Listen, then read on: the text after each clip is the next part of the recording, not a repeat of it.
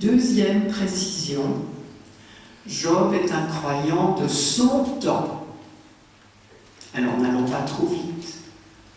La foi juive au temps de Job n'est pas la foi juive de la fin de l'histoire, avant la venue du Christ, de la fin de l'Ancien Testament, pour faire simple. Je vous ai dit d'un instant que j'allais revenir sur cette idée d'une évolution de la foi d'Israël sur la justice. Je m'attarde un petit peu là-dessus. La foi d'Israël a évolué au cours de l'histoire. Pourquoi ? Parce que la révélation a soufflé, tout simplement. Que Dieu n'a pas tout d'un coup pris son peuple entre ses mains et lui a entonné d'un coup toute la foi. Dieu s'est révélé lentement, patiemment, progressivement. Une des très belles phrases, alors là que j'emprunte à un autre livre que Job, c'est Deutéronome, chapitre 8, verset 5. Tu reconnais à la réflexion, c'est Moïse, le Deutéronome n'a pas été écrit par Moïse, et il raconte ce que Moïse a dit. En fait, il fait semblant de raconter ce que Moïse a dit, il parle beaucoup plus tard, après une longue période de méditation, des siècles plus tard.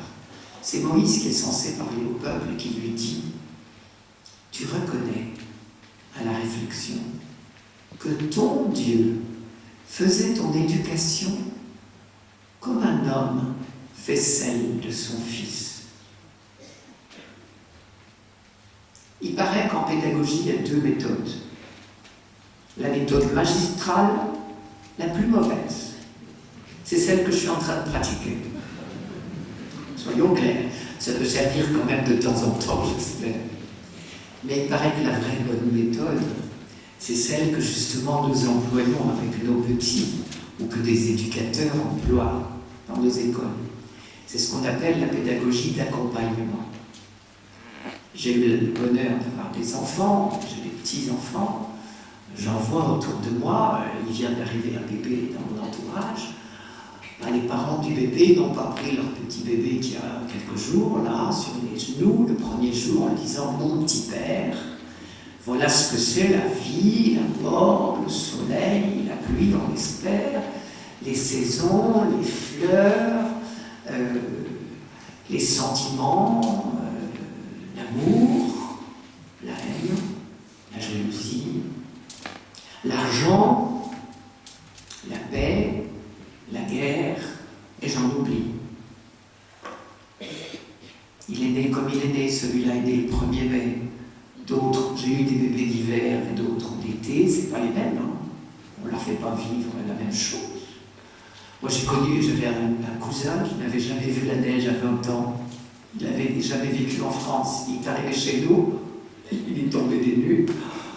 En Île-de-France, il y avait de la neige. Ah ben oui, on ne lui avait pas dit le jour de sa naissance ce que ce serait que la neige. On apprend peu à peu, lentement. L'enfant naît dans un pays en paix ou en guerre, dans une période de famine ou de prospérité, dans une famille heureuse ou une famille désunie. J'ai connu une petite fille qui est née. Ses parents se disputaient, elle était encore dans le ventre de sa mère. Ses parents se déchiraient.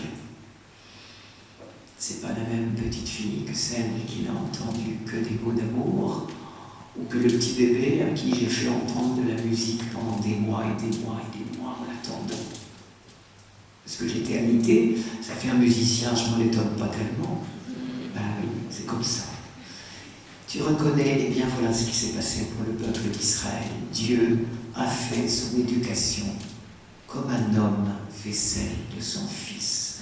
Le livre de Deutéronome a une autre expression pour dire « je t'ai porté sur mes épaules », comme un homme porte son fils. Voilà comment Dieu a traité son peuple. Et donc ne vous étonnez pas que la foi d'Israël ait grandi au long des siècles. Moi j'appelle ça la trajectoire, c'est-à-dire que quand Abraham a quitté Our en Chaldée pour aller à Haran, il était très certainement influencé par la Babylonie. Ensuite, c'est à Haran, au nord de la Syrie, du royaume de Syrie, que Dieu lui a parlé.